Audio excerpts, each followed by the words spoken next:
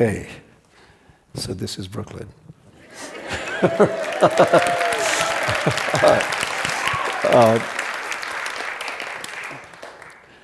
So I'm going to read a bit from some old books.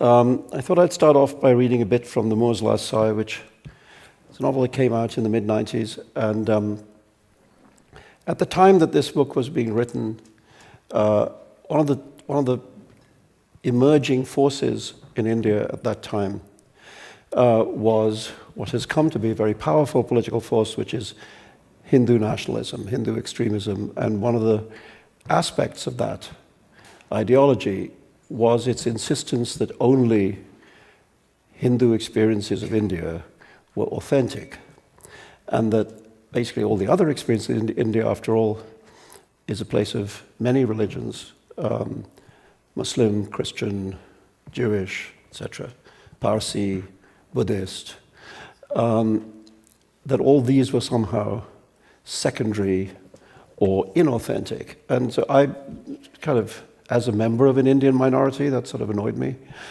And I kind of felt authentic. And so I thought I'd write a novel in which the central family is, both halves of it are members of very small Indian minorities, the small Indian, South Indian Christian minority, and the even smaller South Indian Jewish minority. And then by creating an intermarriage between these communities to create essentially a minority of one person. And that's the narrator, or the central character of The Moor's Last Sigh, Moraes Zagoibi, known as Moor.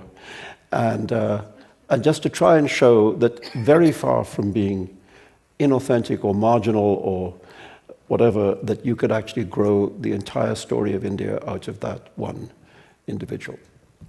And the bit I wanted to read you is a little bit about that, but it's mainly one of the first, maybe the first sex scene I ever wrote. You'll notice that the narrator is rather shy in writing about sex, and so was the author. I mean, it's very easy to write badly about sex. And so, yeah. Here it is. Okay, but this takes place in South India, in the town which used to be called Cochin and is now called Kochi. Cochin is important in that it's actually the place where the West first met the East. It's the place where Vasco da Gama sailed to come to India in search of spices. I've always thought it was nice that the original point of the contact was pepper, in order to make European food taste less horrible. And as it happens, the family that the story is about are involved in the pepper trade. So that's relevant. Anyway. Christians, Portuguese, and Jews. Chinese tiles promoting godless views. Pushy ladies, skirts not saris, Spanish shenanigans, Moorish crowns. Can this really be India? Bharat Mata, Mother India, Hindustan Hamara, our India, is this the place? War has just been declared. Nehru and the All India Congress are demanding that the British must accept their demand for independence as a precondition for Indian support in the war effort. Jinnah and the Muslim League are refusing to support the demand. Mr. Jinnah is busily articulating the history-changing notion that there are two nations in the subcontinent, one Hindu, the other Muslim. Soon the split will be irreversible. Soon Nehru will be back in Dehradun jail, and the British, having imprisoned the Congress leadership, will turn to the Muslim League for support. At such a time of upheaval, of the ruinous climax of divide and rule, is this not the most eccentric of slices to extract from all that life? A freak blonde hair plucked from a jet black plait. No, sirs, madams, no way. Majority, that mighty elephant, and her sidekick, major minority, will not crush my tail beneath her feet. Are not my personages Indian, every one? Well, then this too is an Indian yarn. That's one answer. But here's another. Everything in its place. Elephants are promised for later. Major and major minority will have their day, and much that has been beautiful will be trampled by their flap-eared, trumpeting herds. Until then, I continue to guzzle this last supper, to exhale, albeit wheezily, this dernier soupir. To hell with high affairs of state, I have a love story to tell. The love story takes place in a pepper warehouse. In the perfumed half-light of C-50 Go Down number 1, Aurora da Gama grabbed Abraham Zagoibi by the chin and looked deep into his eyes. No, man, I can't do this stuff. This is my mother and father I'm talking about. And even though Aurora the Great was the least bashful of women, I guess on this matter, I'm in possession of her share of bash as well as my own. Did you ever see your father's cock? Your mother's cunt? Yes or no, doesn't matter. The point is, these are mythical locations.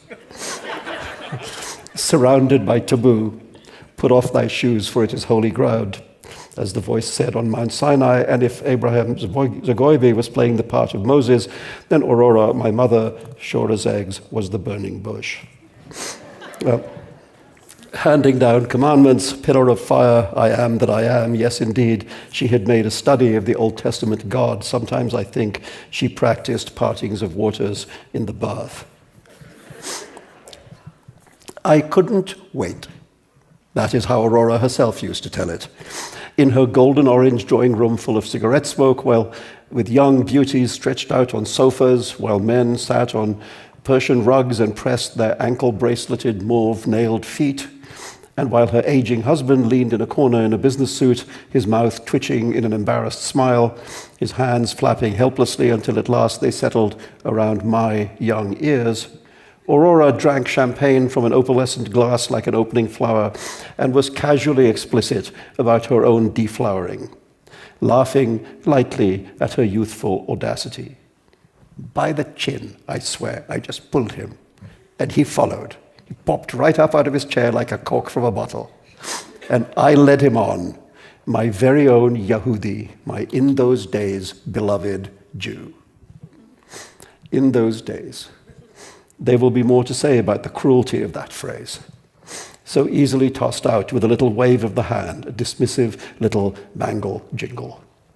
But right now we are in those days. We are on that very day. And so by the chin, she led him. Watched, I have no doubt, by the ledger inscribing high trinity of clerks, he pursued his chin, surrendering himself to his fate. Beauty is destiny of a sort. Beauty speaks to beauty. It recognizes and assents. It believes it can excuse everything. So that even though they knew no more about each other than the words Christian heiress and Jewish employee, they had already made the most important decisions of all. Throughout her life, Aurora was quite clear about the reason why she led her duty manager into the murky depths of the go-down, and why, motioning him to follow, she climbed a long and bouncy ladder to the highest level of the most remote stacks. Resisting all efforts at psychological analysis, she rejected the theory that in the aftermath of too many deaths in the family, she had been vulnerable to the charms of an older man, that she had been first held, then captured by Abraham's look of wounded kindness, that it had been a simple case of innocence being drawn towards experience. In the first place, she would argue, to cheers and applause while Daddy Abraham earned my contempt by skulking shamefacedly away. Excuse me, but who drew whom towards where? Seems to me I was the puller, not the pulled. Seems to me that he was the know-nothing and I was one smart 15-year-old cookie. And in the second place, I was always a sucker for a lover boy, a hunk. Way up there, near the roof of Go Down number 1, Aurora da Gama, at the age of 15, lay back on pepper sacks, breathed in the hot, spice-laden air, and waited for Abraham. He came to her as a man goes to his doom, trembling but resolute. And it is around here that my words run out. So you will not learn from me the bloody details of what happened when she, and then he,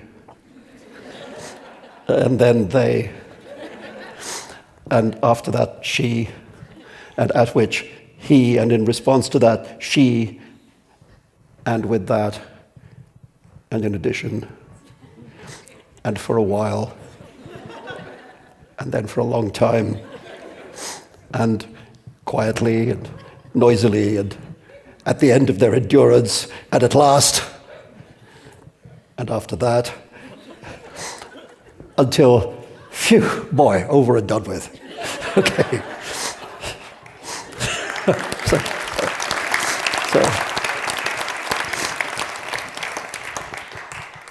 no, there's more.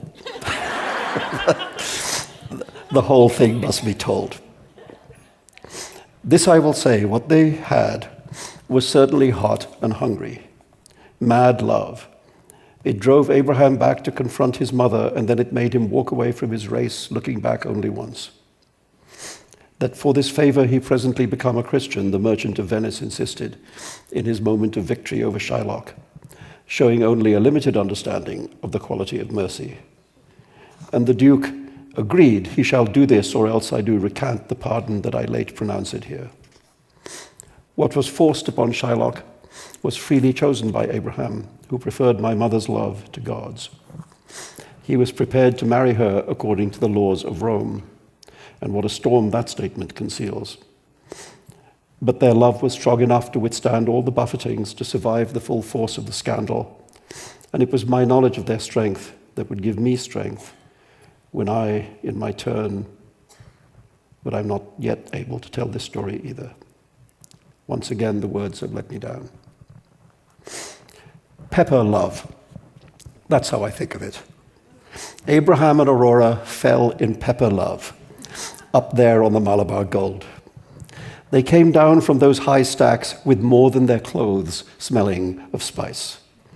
So passionately had they fed upon one another, so profoundly had sweat and blood and the secretions of their bodies mingled in that fetid atmosphere heavy with the odors of cardamom and cumin. So intimately had they conjoined not only with each other, but with what hung on the air, yes, and with the spice sacks themselves, some of which, it must be said, were torn so that peppercorns and cardamoms poured out and were crushed between legs and bellies and thighs, that forever after they sweated pepper and spices sweat.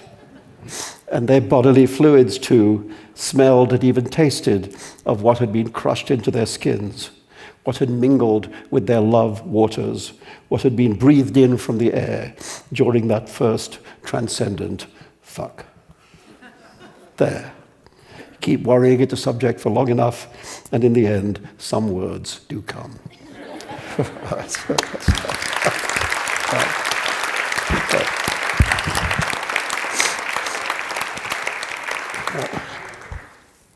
Gets worse after that. The novel I wrote after The Moor's Last Sigh is The Ground Beneath Her Feet, which is a novel about two musicians, singers from India who obviously become the biggest rock and roll band in the world. The novel's narrated by a friend of theirs, an Indian photographer called Rai. And beneath the story of the three of them, there's, I suppose, the novel uses the story of Orpheus somewhat as a structure. But it's also about a subject that I'm going to just read you a couple of little bits about, which is the idea of unbelonging, the idea of there being people who don't belong in places, and what is the consequence of not belonging. Rai thinks about this a lot, and just going to read you two short passages of his reflections on this subject. For a long while, I have believed that in every generation there are a few souls, call them lucky or cursed, who are simply born not belonging, who come into the world semi-detached, if you like, without strong affiliation to family or location or nation or race. That there may even be millions, billions of such souls, maybe as many non-belongers as belongers. Perhaps, in some, that the phenomenon may be as natural a manifestation of human nature as its opposite, but one that has been mostly frustrated throughout human history by lack of opportunity. And not only by that, for those who value stability, who fear transience, uncertainty, change, have erected a powerful system of stigmas and taboos against rootlessness, that disruptive antisocial force, so that we mostly conform. We pretend to be motivated by loyalties and solidarities we do not really feel. We hide our secret identities beneath the false skins of those identities which bear the belonger's seal of approval. But the truth leaks out in our dreams. Alone in our beds because we are all alone at night, even if we do not sleep by ourselves. We soar, we fly, we flee. And in the waking dreams our societies permit, in our myths, our arts, our songs, we celebrate the non-belongers, the different ones, the outlaws, the freaks. What we forbid ourselves, we pay good money to watch in a playhouse or a movie theater, or to read about between the secret covers of a book. Our libraries, our palaces of entertainment tell the truth. The tramp, the assassin, the rebel, the thief, the mutant, the outcast, the delinquent, the devil, the sinner, the traveler, the gangster, the runner, the mask. If we did not recognize in them our least fulfilled needs, we would not invent them over and over again, in every place, in every language, in every time. No sooner did we have ships than we rushed to sea, sailing across oceans in paper boats. No sooner did we have cars than we hit the road. No sooner did we have airplanes than we zoomed to the furthest corners of the globe. Now we yearn for the moon's dark side, the rocky plains of Mars, the rings of Saturn, the interstellar deeps. We send mechanical photographers into orbit or on one-way journeys to the stars, then we weep at the wonders they transmit. We are humbled by the mighty images of far-off galaxies standing like cloud pillars in the sky, and we give names to alien rocks as if they were our pets. We hunger for warp space, for the outlying rim of time, and this is the species that it kids itself that it likes to stay home, to bind itself with, what are they called again? Ties. That's my view.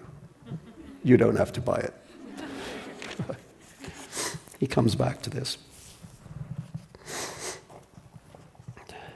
Disorientation is loss of the East. Ask any navigator. The East is what you sail by.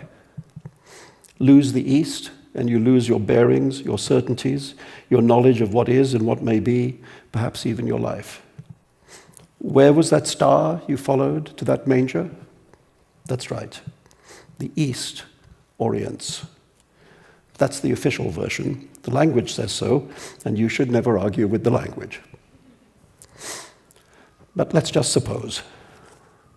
What if the whole deal, orientation, knowing where you are, and so on, what if it's all a scam? What if all of it, home, kinship, the whole enchilada is just the biggest, most truly global and centuries oldest piece of brainwashing? Suppose that it's only when you dare to let go that your real life begins. When you're whirling free of the mothership, when you cut your ropes, slip your chain, step off the map, go absent without leave, scram, vamoose, whatever, suppose that it's then and only then that you're actually free to act, to lead the life nobody tells you how to live, or when or why, in which nobody orders you to go forth and die for them, or for God, or comes to get you because you broke one of the rules, or because you're one of those people who are, for reasons which unfortunately you can't be given, simply not allowed. Suppose you've got to go through the feeling of being lost into the chaos and beyond, You've got to accept the loneliness, the wild panic of losing your moorings, the vertiginous terror of the horizon spinning round and round like the edge of a coin tossed in the air.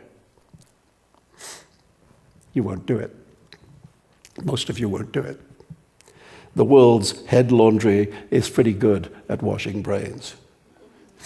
Don't jump off that cliff. Don't walk through that door. Don't step into that waterfall. Don't take that chance. Don't step across that line. Don't ruffle my sensitivities. I'm warning you now, don't make me mad. You're doing it. You're making me mad.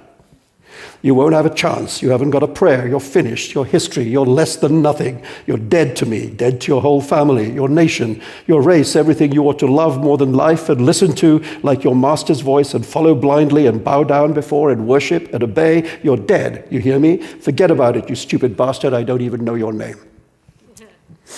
But just imagine you did it. You stepped off the edge of the earth or through the fatal waterfall. And there it was, the magic valley at the end of the universe, the blessed kingdom of the air. Great music everywhere. You breathe the music in and out. It's your element now. It feels better than belonging in your lungs. Veena was the first one of us to do it. Ormus jumped second, and I, as usual, brought up the rear. And we can argue all night about why did we jump or were we pushed, but you can't deny we all did it. And I'm the only one who lived to tell the tale. Thanks.